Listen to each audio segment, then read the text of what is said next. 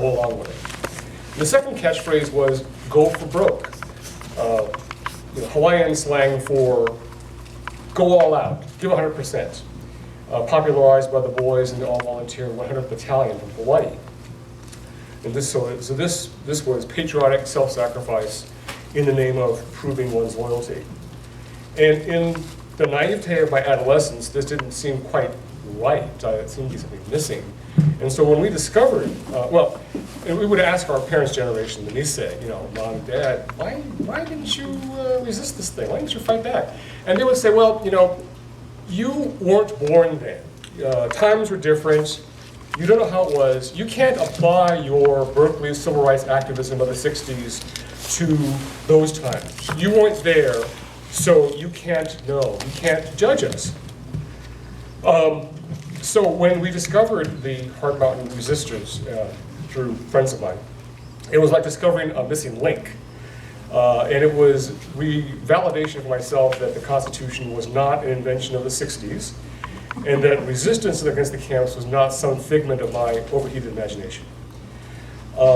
So what you saw was the result of a 20-year investigation. There are some threads in the film I want to just tie together real quickly. It's really important or significant to me to screen it here in Seattle, in the International District, where 7,000 from this state were excluded. You saw the scenes at the Assembly Center, our hometown concentration camp, of course, was the Puyallup Fairgrounds, and then off to Minidoka, Idaho. Fred Irie, as you mentioned, he was at McNeil Island, the prison in south of Tacoma. Fred Irie was electrocuted, showing his replacement how to pull these big switches in the powerhouse. And it's said that his footprints are burned into the concrete at McNeil Island. You saw Jim Akutsu and Bill Hosokawa. Both went to Broadway High School, which is now Seattle Central Community College. Jim, he lived at the Yakima. His father's shoe shop was in the Yakima Hotel, which is 6th and Weller, which is where the Ocean City restaurant is now. Jim's mother was, as you heard, she was at Harborview Hospital when she took her own life. So this is a very local story. It's very, it touches here in Seattle.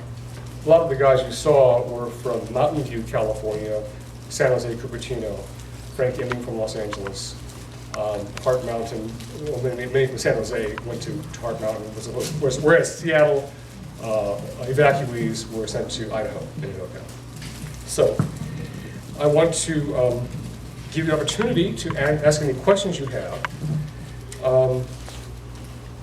Again, before I open up the questions, I guess what was most important in the, I guess the happy outcome of making this movie was for the children of the resistors, the children of Dave Kawamoto and Yoshikuro Miya and Frank Emming, to finally frame for them the story of their fathers, that they knew that their father had been in camp and then had been in prison. Why was he in prison?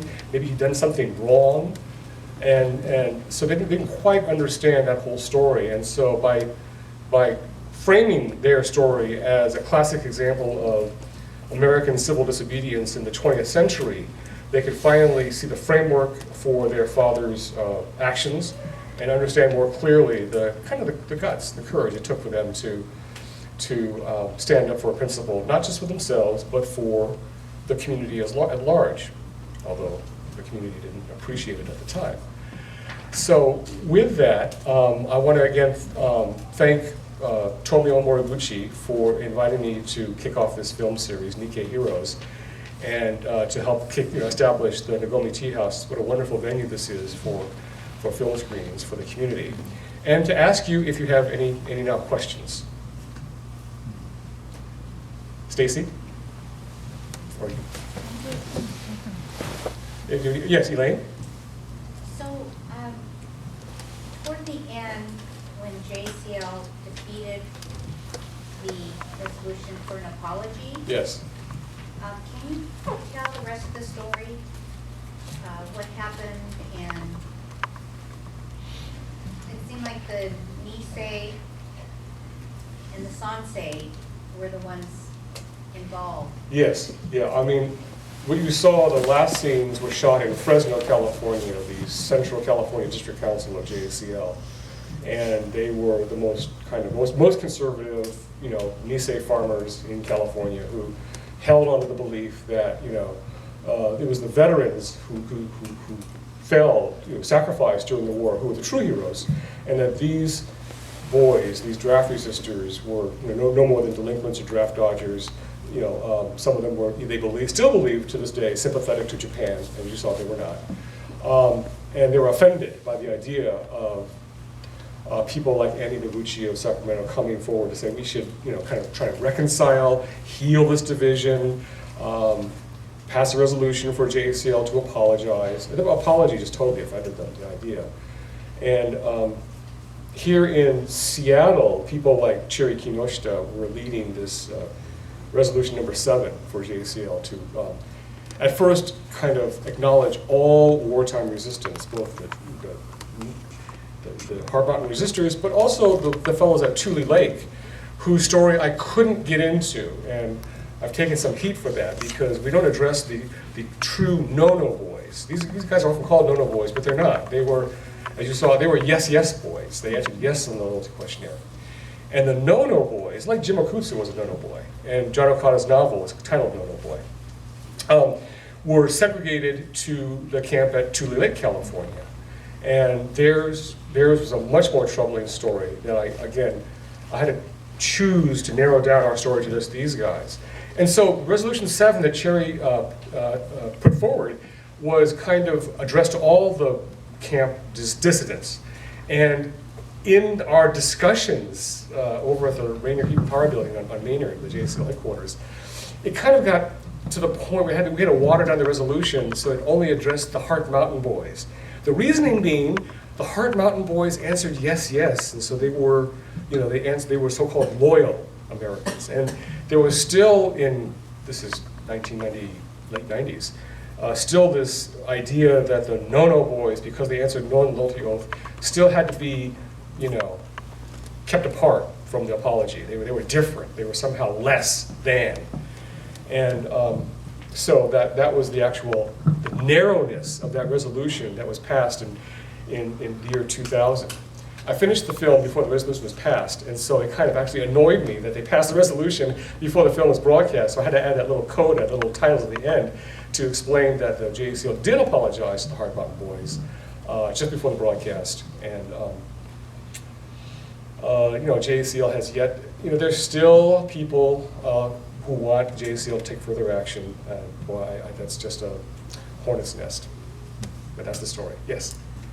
I was in the camp, I was five years old, Yes. and I remember kind of the way society was. This was in Berkeley. They took away, my father was an alien, they took him away, they took him away a lot of the men. The people left to resist were women and children. And this is the most powerful government in the world, and how are you going to, in 10 days, we had this notice that we were going to be, in 10 days, you're supposed to organize some kind of resistance, it just wasn't, like today anyway, we wouldn't have had any support. Yes. There's no way, and Yeah, not to apologize for the JACL, but I think they saw this situation and they thought, well, working with the government would be the best, and I don't agree with that Yes, either. but certainly, But the circumstances were impossible. if we to cooperate, resist. we'll get better treatment for the Yeah. government. They won't treat us too badly. We have to look out for the women and children. Yeah. To keep Mike Masaoka JCL wanted to keep families together. Yeah. So whatever concessions they could wring out of the War Relocation Authority, they felt was a victory. And yes, the FBI did immediately arrest the Issei leadership here in Seattle, took them off to the Department of Justice camps. And so there was a little bit of vacuum of leadership here in Seattle, West Coast, into which people like Clarence R.I., Jimmy Sakamoto, who were the Nisei leaders of JCL here in Seattle, have stepped in and, developed their policy of accommodation, if you will, collaboration, if you will, in order to obtain better treatment. So as Roger Daniels says in the film, you can argue it as a political strategy, and Roger says, you know, it's hard to defend as a moral conclusion. So, yeah, I'll look at that. Yes, Betty. I attended a Truly Lake Symposium a number of years ago, and one of the panelists spoke about 23 resistors from their town, and that they were driven to the courthouse, and the restaurant wouldn't serve lunch. They went on to the courthouse, and that they said this is the only case where the judge ruled that they were not guilty. And he said that the judge knew it was such a hot topic that when he came into the courtroom to give the decision, that he left his car with the motor running. So you can make a quick escape, yes. Rather yes. extraordinary story. This is a story Eric Muller captures in the book Free to Die for Their Country. And I believe that was the story of the Minidoka, Idaho resistors. And that's a true story. That's a very good story. Yes, one more question over here. Yes. With that book you just mentioned, one of the histories, the written histories of this time and what happened in the camps, because this is virtually hidden history. Yes. There's, I don't, it's not in the textbooks, which are just, at this point are completely dumbed down from my research. And are there places on the internet, even, you know, like websites and so forth that have this hidden history? Well, I'm glad you asked that question, because I want to direct you to my website, resistors.com, which has topical information, but also pbs.org/conscience we put all the documents that are in the film online with the idea that people could look for themselves and piece the story together, you know, for themselves without taking my word for it. You know, here's the documentation, and so. You know, this was done 12 years ago, year 2000. Eric's book came out around the same time. So before 1999, 2000, this was still, yes, it was undocumented. It was, you know, more of a hearsay kind of experience, and so. Anecdotal. Which, yeah, anecdotally, that's the word. And thank you. I was a radio news reporter. I had no experience making movies, but I knew this had to be a film story as opposed to a radio story, and so. Just really spent 10 years trying to put it together with the help of some friends at Cairo TV. And what is the name, Eric something? Eric Muller. Oh. It's in the study guide that is on your chair. So it's there? It's there, yeah, Eric Muller. Thank you, because this is a piece of history of America, not so pretty, that needs to be told for people to understand what is now happening. Yes. If you understand what happened then, what happened since 9/11 shouldn't be that terribly surprising. The overall history of incarceration, of course, informs, you know, helps inform our response to future emergencies, crises in the U.S. What I noticed is that after 9/11, the New York Times immediately ran several pieces and references to the Korematsu case, to Japanese American internment, as a cautionary warning against the East Coast press, the East Coast politicians taking too swift of an action against the Arab Americans, the Islamic Americans. And so that I saw as kind of a benefit, you know, of the precedent.